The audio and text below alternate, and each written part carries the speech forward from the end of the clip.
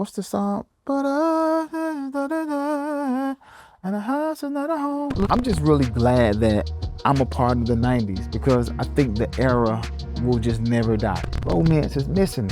Women ain't getting romanced out here. They're not. I haven't spoken to Slim or Mike in some years. It's been some years. Is there some tension between you guys? The day before they came and got him, he and I spoke. He was like, yo, come see me. I played the album for him. I don't believe in cancel culture. I don't believe in just throwing our people away, especially if they mean something to you. What's up, everybody? I'm Kim Osorio. I am here with a new show, Off the Record, with me, Kim Osorio, here at Red Summer TV. And today's guest is none other than Q Parker of 112. Q, thank you for being here. Thank you for having me. Clap it up. Clap it up. Clap it up for yourself. Clap it up for yourself. With Parker in the building. If you're a 90s girl like me, you love yourself some 112. Yeah. Do you know what I'm saying? Like, so that's why I just sitting here talking to you about 90s music, right? It's just a feel-good type of energy. It's a feel-good type of energy. And to be honest with you, like, I'm just really glad that I'm a part of the 90s because I think the era will just never die. If you even if you look at the majority of the touring artists today, a lot of it is the 90s because we just won't let that era go. We did some amazing work during that span of 10 years. I said, yeah, we did. We did. Like I made the music. Nah, we're in a relationship. How dare me take credit for anything? Any music. No, but you can though, because the records wouldn't have been so successful and they wouldn't have gone into all these homes if you all didn't do your part. So yeah, we can make the songs, but you all help us spread them all over the world. Right. And continue to play them today. But I mean, it's such a statement to your longevity even. The Evolution of Romance album came out in November of 2025. So November 2025. Yeah. So now when Sydney was telling me about, I like to do that on the interviews too. I just like to throw everybody who is in the room onto the camera. Y'all don't know Sydney, but I love Sydney. And Sydney brought this to me today. When Sydney told me the title, The Evolution of Romance, I thought about that because I'm like, people aren't romantic anymore. Yeah. People don't want to be romantic, do they? I don't know if they don't want to, but it's just not highly sang about, written about, and it's just not put in the place that I think it deserves. And so when coming up with the title and just the works of this project, I wanted to just hone in on a specific area. I'm a musician, so I can go in and sing any day of the week, right? But I like to be very specific and targeted in my recordings. Right. And when I sat down with my team, just trying to figure out, like, what's a space that we can occupy and make a home, make a permanent position. And somebody that grew up watching soap operas, somebody that grew up writing love songs, I was just writing love letters and all of those things. I just realized, like, you know, romance is something that we all long for. We can't live without it, and we want it. Right. And I looked at the landscape of the industry. I'm like, romance is missing. Cats ain't singing about romance and love no more. Romance been missing for like 20-something years. 90s.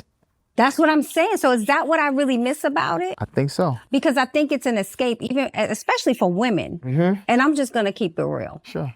Women ain't getting romanced out here. They're not. Women are not getting romanced out here. And that's why that's a shame. Evolution of Romance and the romance dealer Q Parker put out this music. And it's not just a one-off either. Like, this is a series of releases that I'll do over the next 3 to 5 years with about 4 or 5 volumes of this romance, because I believe romance has different levels. Right. It's not just romance as a blanket. No, it's levels of it. And each volume I'll go deeper and deeper and expand the reach and the net of romance. When we talk about the evolution of romance, right? What is it, do you think, about this album that makes it really special for you personally? Like, right? How have you grown as an artist? Well, yeah. So when I talk about the evolution, right, it's twofold. There's an evolution of romance because, again, as I said, romance has different levels and it continues to evolve. But then also Q Parker, the artist, has also evolved. My last release was in 2012. And so there's been a 12, 13 year Wow, that's a time period span. from Yeah. the Manual, which was my first solo album, to now Evolution of Romance. And just during that time, I've grown. I have learned a whole lot. I'm almost I'm addicted to just information. I love getting information. I watch relationship shows. I Right. read. I just watch.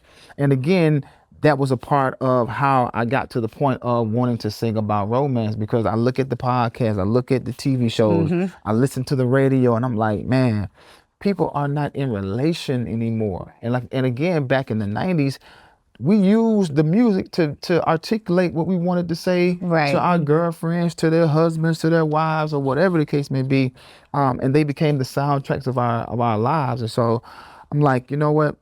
That's a formula that will always work, because relationships ain't going nowhere. No, they're not. So, No, they're not. I say it about podcasting too, right? When you talk about relationship topics, immediately it's going to resonate.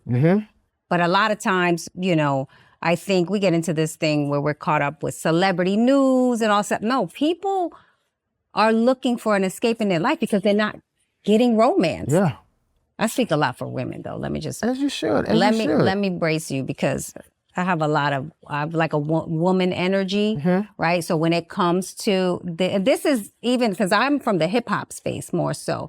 So I have a lot of conversations, a lot of interviews where I'm dealing with or having conversations with men who are very hard on women. Yeah, yeah. You know, men in this industry are really hard on women. So if for me, right, going back to the 90s when we had romance and we had, you know, songs that spoke to us as women, I just feel like it's absent nowadays. So when you just said men are hard on women, Hard on women in the industry and in entertainment. Hard on women. That's my stance. so I want to challenge you on that, because as a male R&B artist, we signed a syllabus that said we were going to cater to women. Right. We're going to sing to women. Right. We're going to show through our music that chivalry ain't dead. We're going to wine and dine through our voices and through our penmanship, Right. and all of those things. And so I'm just going to say, you know, maybe start interviewing more R&B artists. I want to. I want to. I'm like, yes. Because we're going to romance you. Yeah, Like, we're that's what I'm going to saying. romance you even in But dialogue. I think it took me a long time, right? Like just, you know, sort of growing up to be able to do that, especially coming from within the hip hop space. And I feel like, you know, and look, I'm going to just say it, like a lot of people just ain't talented. So they got to talk that talk in order to get the attention, right? When you talk about musicianship, right? And artistry, right? That's a different conversation. And I like that. I want to learn more about you and about what you do. Like you're a Grammy award-winning songwriter, right? Yeah. And songwriting to me is also a lost art. Yeah. Yeah. And I want to talk about what that means to you. Like, and that's when we could segue into your personal life. Okay. Okay. So the moment we were introduced to Puffy, he saw immediately that we were a self-contained unit. And I think not only, in addition to just our instruments, he knew that, okay, I can put these guys in the studio by themselves, because a lot of the stuff that we sang in the audition were originals. It's almost like going on American Idol and The Voice and all that. And they say, well, what are you going to sing? And you say, I'm going to sing an original. Yeah. Everybody's like, oh man, what's this going to sound like? Because you gotta be really talented to convince somebody of your talent with a song they never heard before. Right? It's easier when, oh yeah, I know. So sometimes I think when you sing a cover song, you're almost half there because there's familiarity. Right? That's why as a new artist, you want to always put a cover song in your set. Right. Because if you lose them with your own stuff, you can always get them back with a fan favorite song that they all know. They all start singing along, and it's like, whew, I got them back. Right.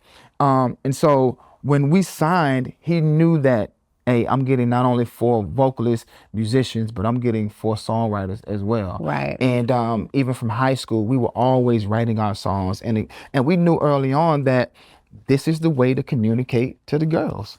It is. So now you guys were young back then. How old were you when you signed? So Slim is the oldest. When we signed, I think Slim was 18. I was 17, and Mike and Duran was 17 as well. Oh, I didn't even think you were that young. Yeah. So when the first single came out, Slim was 20, 19, 18. Right. Yeah. Okay. So I didn't even think you guys were that young. I Yeah. knew you were young, but that's really young. Yeah. That's like some of you weren't even adults yet officially. Yeah. Or just entering into, because even getting the record deal, that was like all four of us, this was our first time being away from home. Right. Being in a space where you can make your own decisions, because we moved from Atlanta to New York to record. So now it's like no more mom and dad not around. It was just the four of us and our manager. Shout out to Courtney Seals and Kevin Wells. Wow. Yeah. Wow. So now I have to ask you, and I'm sure people have asked you this a lot, because when Puffy was signing artists, right, there was a lot of talk all the time about whether or not people had their publishing. Yeah. So was there, and have you talked about this? I don't want to beat a dead horse if it's something that you've talked about. No, you're good. So that's always a funny type of a comment, because during that time, record deals were standard, right? And for the most part, your publishing went along with the record deal. So if the record deal was 5 or 7 years, the publishing was married to it. And when people say that he took or he didn't allow artists to have their publishing, I have to dispute that, because 112 has always had portions of our publishing. Now, we didn't have it all, but no artist back then went in with retaining all of their 100% of their publishing. It just wasn't something that was offered. But the beauty of 112 and me and my brothers is we came into the game owning something, because we were songwriters. Right. And so 60% of a publishing deal is still great for the time that we were in the 90s. Some artists, I don't know, maybe they didn't have any of their publishing. Right. But I can only attest for the record deal that I signed when I was a teenager that gave us a record deal as well as a publishing deal through Janice Combs, which we didn't have 100% of the publishing, Right. but we still retained a portion of our publishing. Yeah. So if you guys had a fair deal, and to this day, that's how you. Now, I ain't gonna say it was fair. I mean, I Okay. would have loved to have had all of my publishing. Right. But again, at that age and still being the owners of a lot of the works that we were doing, to have 60% was great. Okay. And now with all of this that has happened with Puff, right? And I mean, again, I feel like even weird asking this question, because it's, he's in jail, and it's been a conversation that everyone has had almost in every single interview. But having the relationship that you had with him and being signed to Bad Boy, has there been any contact? Like, do you have anything to say about any of that? So the day before he, I guess you could say, was incarcerated, the day before they came and got him, I actually was doing promo in New York. And let's just say if they came and got him on a Friday, that Thursday, he and I spoke, and he was like, yo, come see me. And so before I released the first single of this Evolution of Romance project, I played the album for him. And it was just like, big brother, man. He and I've always had a great relationship. He gave me his blessings, kind of told me like, this is the song, this is the one that's gonna be the hit. So say what you want to say. The man he knows music. We just had a great conversation. But the way that I feel about it, anytime you love somebody, you hate to see them incarcerated. You hate to see them in those types of spaces. But again, the things that we hear through the media, if there's wrongdoing, I don't condone wrongdoing by no stretch. Right. I have a wife, I have granddaughters, I have daughters, I have a mom and sisters. But at the end of the day, I don't believe in cancel culture. I don't believe in just throwing our people away, especially if they mean something to you. And the difference between Q Parker and everybody else who watched the news is he impacted my life. And so my view on him is just a little bit different than anybody that's just watching the news. Well said. Yeah. Wow. Now you have 3 kids? 2. 2. 3 grandkids. I'm sorry, I get it mixed up. So how old is your other? I have a 40-year-old and my son is 21. Both. So you have a 40-year-old daughter, or? My daughter's the oldest, yeah. What does she do? She is into marketing. Right. Yeah, she's a marketing, property management. That's what it is. Okay. Yeah. Okay, but your son's getting into entertainment. Yes. And how do you feel about that? I don't feel the ways. I believe in being able to express yourself. Right. I'll never say what not to do. Right. Because I wouldn't want to put that on him. My goal and my job is to just make sure he has the proper information. If you want to do it, this is what you need to know. And if you're going to do it, learn it all. As a theater major, of course he likes to be in front of the camera, but I'm telling him like, yo, learn behind the camera, learn the lights, learn how to grip, learn how to stage man, and learn direct, do it all, because in that particular space, it may be a void when you in front of the camera. But these lights got to always come on. Right. The gripper guys they always gonna have a job. Yeah, so that's I'm like, true. man, learn it all. That's true. Okay, I'm getting too deep. Let's have some fun. Let's go. 5 all-time favorite songs. That's tough. Okay, so yeah, 5 classics. Okay. 5 classics that you cannot live without. Babyface, Whip Appeal. Okay. Freddie Jackson, Rock With Me Tonight. Marvin Gaye, Let's Get It On. What's the song? And a house is not a home. Of course, Luther Vandross. What's the name of it? House is Not a Home. And then I'm just gonna throw number 5 in there. Mint Condition, Swinging. Okay. So that's crazy because it's like 5 super romantic songs. Absolutely. Absolutely. 5 super romantic songs. Romance all day. It's funny. I work out to ballads. Like, do you? I'm just a Come ballad. on. No, that's so R&B. Not our workout to ballads. I am an R&B. So give me your workout playlist. It'll be all 5 of those that I named. You cannot work out to House Is Not a Home. Stop. Yes, I can.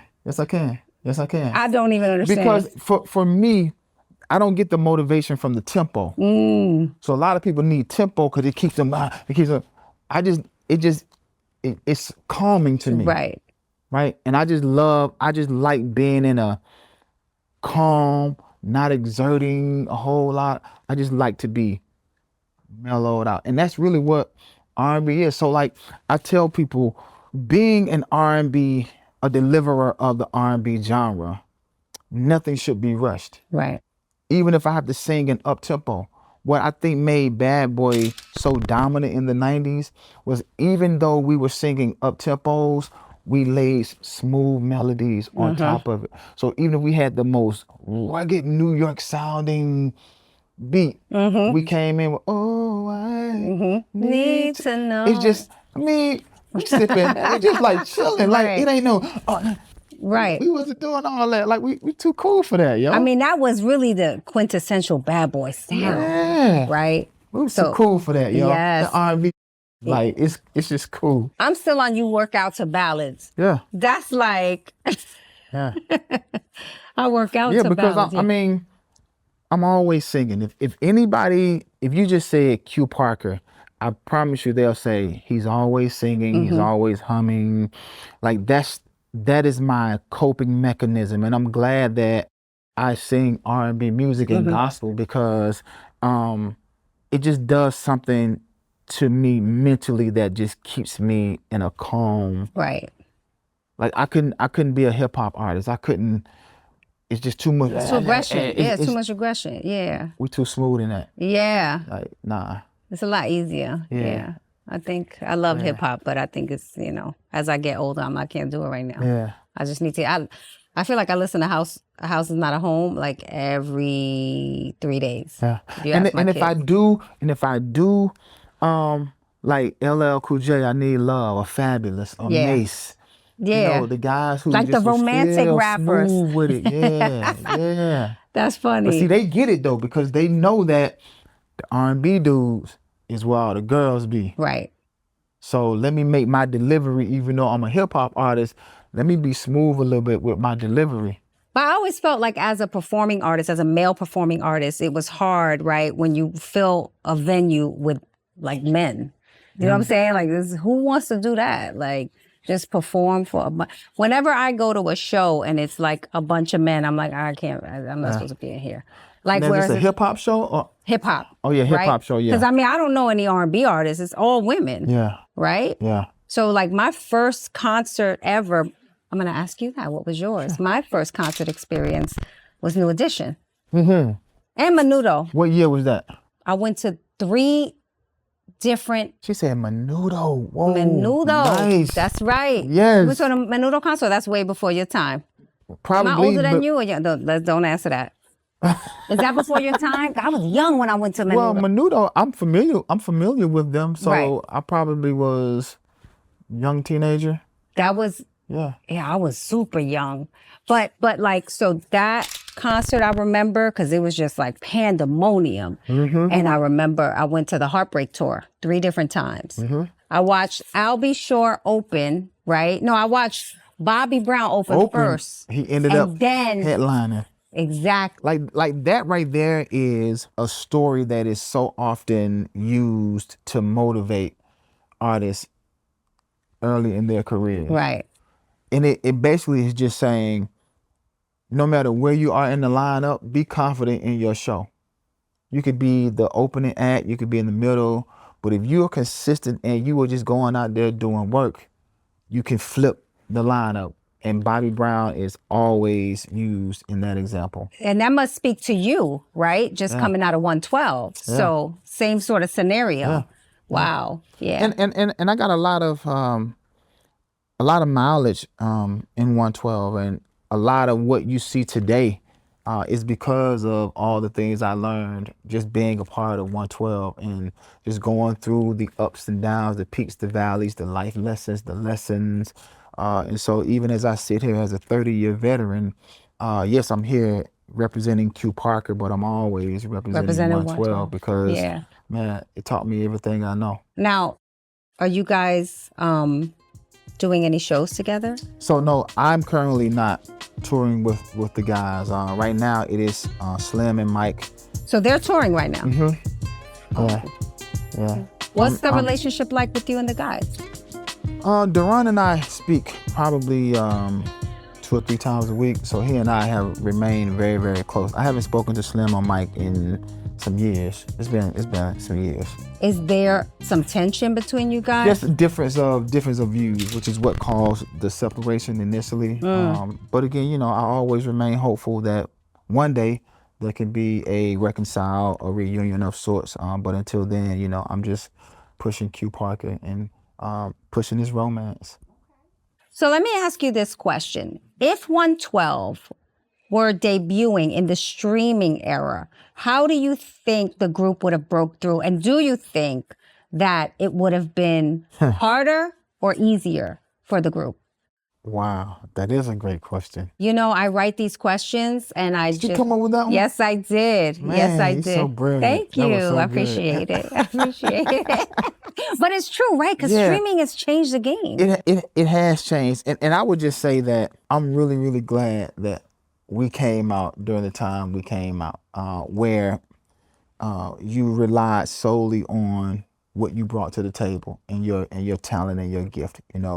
We had to basically, we were these guys on the corner just trying to get somebody to listen to us. And we were the guys that were going into every radio station, going and performing anywhere somebody would allow us. That's somebody's barbecue or that's Madison Square Garden. Right. And it allowed us to be in relation with all of the fans. We went all over the world and making these connections. And so I believe that is why the 90s era is such unforgettable. Right. But I also believe that's why today, 30 years later, we have diehard fans because we spent that time. And so I really don't know what 112 would appear to be in the streaming era, but I'm just really, really proud and appreciative that we did come out during the time we came out, because I believe the work that we did all those years still show themselves today because of the amount of relationship, the amount of time we put into developing the relationship. We put out great music. Right. We toured hella all over the world, but it was just the relationship that we built over those years that makes a fan still a dieharder today. And I don't know if today you can create that type of connection via the streaming. Right.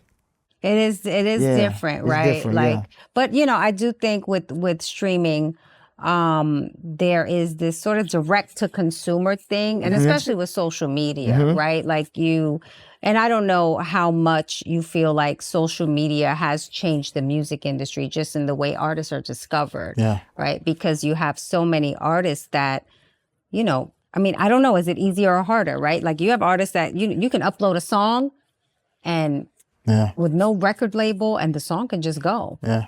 And for me, myself and the team, we have incorporated like a hybrid approach. We apply some of the same principles that we used in the 90s, but also because we're in the game right now and we are an independent company, we have to apply the things of today, which is the social media, the content creation, all of those things. And we've just found that the hybrid approach is where I find the most comfort, because again, I don't want to always just talk this way. Right. I want to talk this way as well. So that hybrid approach has really been working for us.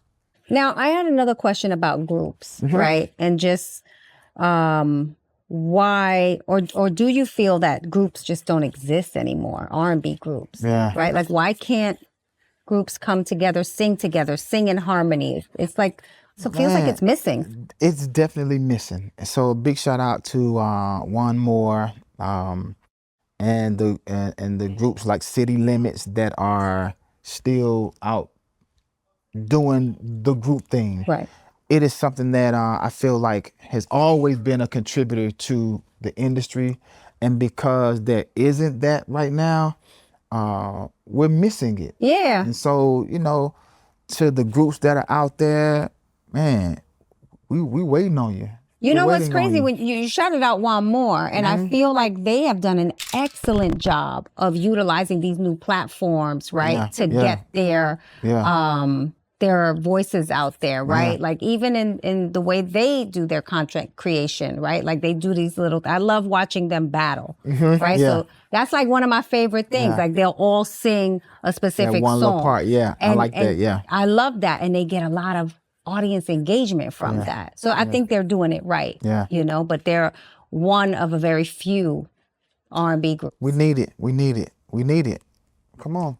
Yeah. We do. Guys and girls too. We need some girl groups there's no too. girl groups like there was back then. Remember all the girl groups from the 90s? Yeah. We need some girl. We just need groups, period. It's people always ask me the difference between being a member of 112 versus Q Parker, the solo artist. And although I love Q Parker because I get to really give the world 100% of my creativity, but if there's a thing that I miss is when the four parts come together and we create this sound that is so angelic and just, it's nothing like harmony. It's nothing like unified voices. And so I would say that's one of the things I miss from singing with my brothers. But yeah, that group component that's why they're all so special. Right. Well, again, I really want to thank you for taking the time to sit with us here at Red Summer TV. Thank you. Yes, I'm going to take your advice. I'm going to do more R&B. Yes. More R&B here at Red Summer TV.